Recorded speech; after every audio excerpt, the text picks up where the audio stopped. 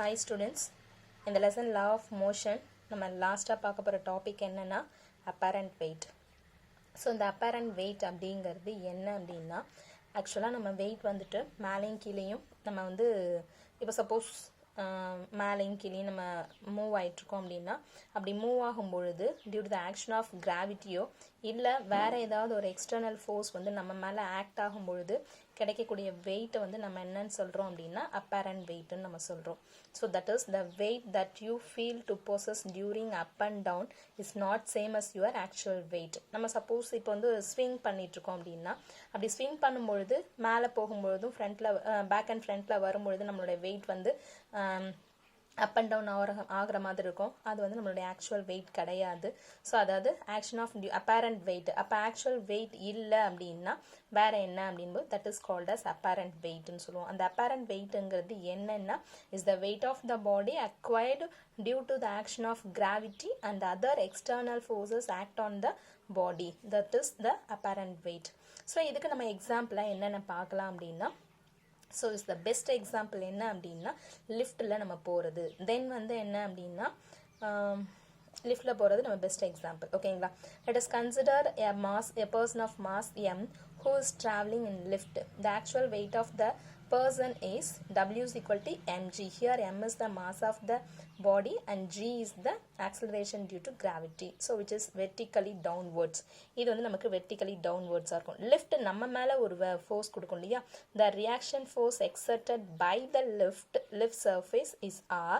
That is taken as apparent weight. That is taken as apparent weight எடுத்துக்கிறோம். That is acting vertically upwards. ஓகேங்களா? So let us see different possibilities of the apparent weight R of the person that arises depending on the motion of lift upwards or downwards which are given in.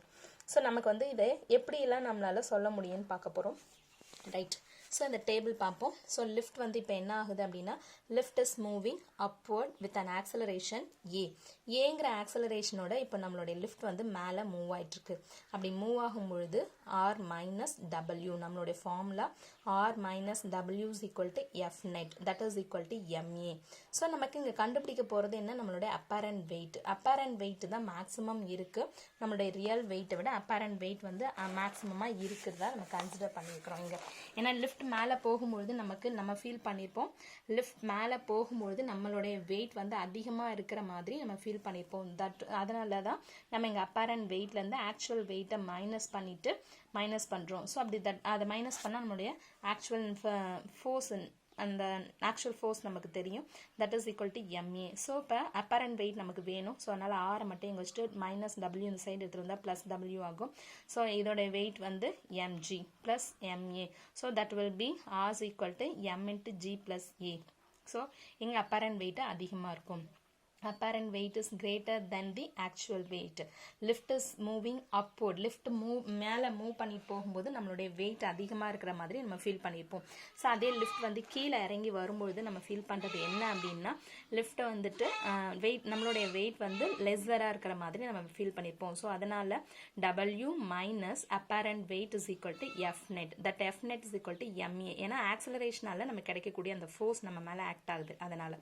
So இப்போ நமக்கு தேவை apparent weight. So அதனால் R minus R இந்த side கொண்டு வந்தீங்கன்னா plus R ஆகிடும். இந்த F net plus F net இந்த சைட் கொண்டு போனால் மைனஸ் எஃப் நெட் ஆகிடும். ஸோ அப்போது R is equal to W minus F net that will be equal to MA. So R is equal to MG minus MA. அது எந்த அளவுக்கு நமக்கு நம்மளுடைய வெயிட்லேருந்து அப்பேரண்ட் வெயிட் எந்த அளவுக்கு லெஸராக இருக்கும் அப்படின்னா எம் இன்ட்டு ஜி மைனஸ் ஏ டைம்ஸ் வந்து நமக்கு லெஸராக இருக்கும். So apparent wait is lesser then the actual wait. ஓகேங்களா? நெக்ஸ்ட் வந்து லிஃப்ட் வந்து ரெஸ்ட்டில் இருக்குன்னு வச்சுப்போம். Here the acceleration is 0. ஏன்னா லிஃப்ட் வந்து ரெஸ்ட்டில் இருக்கும்பொழுது ஏ 0. So therefore apparent wait is equal to actual weight. நம்ம லிஃப்ட்டை வந்து அப்படியே ஸ்டேபிளாக இருக்கும்போது நம்ம போய் நிற்கிறோம் அப்படின்போது நம்ம அதில் போய் ஸ்டாண்ட் பண்ணிட்டு இருக்கும்போது நமக்கு கிடைக்கக்கூடிய வெயிட் நம்மளோட ஆக்சுவல் வெயிட்டை ஃபீல் பண்ணுவோம். ஓகே. நெக்ஸ்ட் வந்து lift is falling down freely. Here the acceleration is equal to G. So அதாவது என்னென்னா நம்மளுடைய ஆக்சலரேஷன் என்ன ஆக்சலரேஷன் இருக்கோ அதே டியூ டு கிராவிட்டியோட ஆக்சலரேஷன்லேயே லிஃப்ட்டும் வந்து ஆக்சலரேட் ஆகுது அப்படின்னு சொன்னால் that will be equal to free falling நம்ம சொல்லுவோம். ஸோ இப்போ அப்பேரண்ட் வெயிட் என்னவா இருக்கும் அப்படின்னா 0. That apparent wait is equal to 0. ஓகேங்களா? ரைட். நெக்ஸ்ட் டாபிக் என்ன அப்படின்னா வெயிட்லெஸ்னஸ்னால் என்ன? நம்ம நிறைய அம்யூஸ்மெண்ட் பார்க் போயிருப்பீங்க, அதில் ரைட் போயிருப்பீங்க, ரோலர் கோஸ்டரில், ஜெயின்ட் வெயிலில், இந்த மாதிரி போயிருக்கும்பொழுது during the fast downward and upward movement how did you feel? நீங்கள் நம்ம என்ன பண்ணியிருப்போம், ஃபாஸ்ட்டாக போகும்பொழுதும் அண்ட் தென் மேலே போகும்போதும் கீழே வரும்போது நம்ம என்ன ஃபீல் பண்ணியிருப்போம் அப்படின்னு சொன்னால் நம்ம வந்து ஃப்ரீ ஃபாலிங்கில் இருக்கிற மாதிரி நம்ம ஃபீல் பண்ணியிருப்போம். ஓகேங்களா? Right. It's amazing. You actually feel as if you are falling freely without having any weight. This is due to the phenomenon of weightlessness. Weightlessness-னால தான் நம்ம வந்து அந்த மாதிரி நம்ம ஃபீல் பண்ணியிருக்கோம். ஓகேவா? You seem to have lost your weight when you move down with a certain acceleration. Sometimes you experience the same feeling while traveling in a lift. லிஃப்டில் நம்ம move பண்ணுறோம் இல்லையா, அப் அண்ட் டவுன் மூவ் பண்ணுறதோ and then free falling move பண்ணுறோம் இல்லையா, என்ன மாதிரியான நம்ம feelings வந்து நம்ம என்ன பண்ணியிருப்போம்னா ஃபீல் பண்ணியிருப்போம். ஸோ அதுலேயும் பர்டிகுலராக free falling. You seem to have last your wait when you move with a certain acceleration. Sometimes you experience the same feeling while traveling in a lift. ஓகேங்களா? When the person in a lift moves down with an acceleration A equal to the acceleration due to gravity G. So அதாவது fourth case பார்த்தோம் இல்லைங்களா, lift is free falling down. இந்த case தான் நம்ம இங்கே வந்து வெயிட்லெஸ்னஸில் நம்ம பார்க்குறோம். So here the apparent weight R is equal to 0. Apparent weight of the person is 0. This condition or state refers to the state of weightlessness. அது என்னன்னா நம்மளுடைய எர்த் மேலே ஒர்க் ஆகக்கூடிய ஆக்சிலரேஷன் டியூ டு கிராவிட்டியோட நம்ம ஃபங்க்ஷன் ஆகக்கூடிய ஏதோ ஒரு object மேலே ஏதோ ஒரு மெஷினரியில் நம்ம ஒர்க் பண்ணும்போது அதனுடைய acceleration equal to acceleration due to gravity அப்படின்னு சொன்னால் அப்போ அதனுடைய வெயிட் வந்து எப்படி இருக்கும், 0வாக இருக்கும். ஓகேங்களா? ஸோ இதுதான் வெயிட்லெஸ்னஸ் அப்படிங்கிறது. The same effect takes place while falling freely in a roller coaster or on a swing or in a vertical giant wheel. You feel an apparent weight loss and weight gain when you are moving up and down in such rides. So நம்ம some ரைட்ஸில் வந்து என்ன பண்ணுறோம், moving அப் போகும்பொழுது நம்ம வெயிட்டாக feel பண்ணுவோம், இல்லை moving down வரும்பொழுது வெயிட்லெஸ்ஸாக ஃபீல் பண்ணுவோம். அண்ட் தென் நம்மளுடைய ஆக்சலரேஷன் வந்து ஈக்குவல் டு ஜியாக இருந்துச்சு அப்படின்னு சொன்னால் நம்ம ஃப்ரீ ஃபாலிங் ஃபீல் பண்ணுவோம். ஸோ இதுவும் நமக்கு ஒரு எக்ஸாம்பிள் தான் அப்பரண்ட் வெயிட்க்கு. ஓகேங்களா?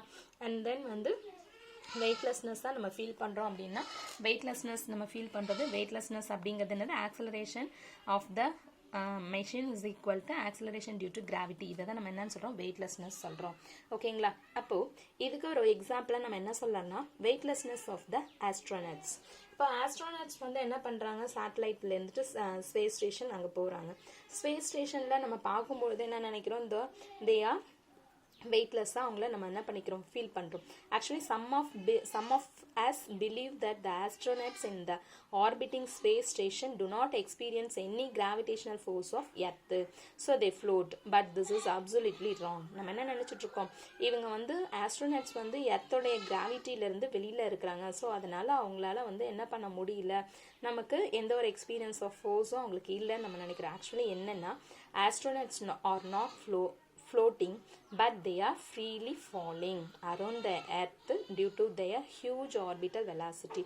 ஸோ அவங்க என்ன செஞ்சுட்டு இருக்காங்க, இப்போதைக்கு ஃப்ரீ ஃபாலிங்கில் இருக்காங்க. என்ன அர்த்தம், என்ன மீனிங் என்னென்னா இவங்களுடைய கிராவிட்டியும் acceleration due to gravity of எர்த்தும் ஈக்குவல் ஆகிடுச்சுன்னு அர்த்தம். ஸோ அப்போ வந்து since the space station and astronauts have equal acceleration they are under free fall condition.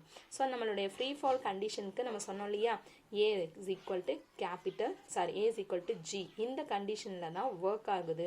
அதனால தான் ஆஸ்ட்ரோனட்ஸ் என்ன பண்ணிட்டு இருக்காங்க, ஃப்ளோட்டிங்கில் இருக்கிறதா நம்ம ஃபீல் பண்ணுறோம். Actually they are freely falling. Hence both the astronauts and the space station are in the state of weightlessness. இந்த question வந்து இந்த ரீசனை வந்து ஒரு கொஷனில் கேட்பாங்க. ஸோ நல்லா அண்டர்ஸ்டாண்ட் பண்ணிக்கோங்க. Weightlessness of astronauts. அப்போ வந்து நம்ம என்ன சொல்கிறோம், ஸ்பேஸ் ஸ்டேஷனில் ஆஸ்ட்ரோனட்ஸ் வந்து ஃப்ரீயாக ஃபால் பண்ணுறாங்க, ஃப்ளோட்டிங்கில் இருக்கிறாங்க, அவங்க மிதந்துட்டு இருக்கிறாங்க, அவங்களுக்கு மேலே வந்து கிராவிடேஷன் ஆஃப் எர்த்தோட கிராவிடேஷனல் ஃபோர்ஸ் வந்து எந்த ஒரு ரியாக்ஷனும் கொடுக்கல அப்படிங்கிறது நம்ம வந்து நம்பிட்டு இருக்கிற ஒரு விஷயம். பட் அங்கே என்ன நடக்குதுன்னா ஆஸ்ட்ரோனட்ஸோடைய கிராவிட்டியும் எர்த்தோடைய கிராவிட்டியும் ஈக்குவல் ஆயிடுச்சு. ஈக்குவல் ஆகிறதுனால they are freely falling in the huge orbital velocity. Huge orbital வெலாசிட்டியில் அவங்க வந்து என்ன பண்ணிட்டு இருக்காங்க, இப்போ ஃப்ரீ ஃபாலிங்கில் இருக்கிறாங்க. ஸோ அதனால தான் அவங்க என்ன பண்ணிட்டு இருக்காங்கன்னா வெயிட்லெஸ்னஸாக நம்ம ஃபீல் பண்ணிட்டு இருக்காங்க. ஓகேங்களா. And the final topic is application of Newton's law of gravitation. Newton's law of gravitation உடைய applications என்னென்ன இருக்கு அப்படின்னு பார்ப்போம்.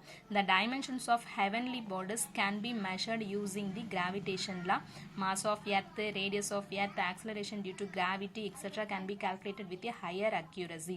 Newton's law of gravitation use பண்ணி நம்மளால என்ன பண்ணிட்டு இருக்கோம் அப்படின்னா heavenly bodies உடைய mass வந்து measure பண்ணிட்டு இருக்கோம் using gravitation law. Okay, earth உடைய mass, radius of earth, acceleration due to gravity இதெல்லாம் நம்ம மெஷர் பண்றோம். and helps in discovering new stars and planets.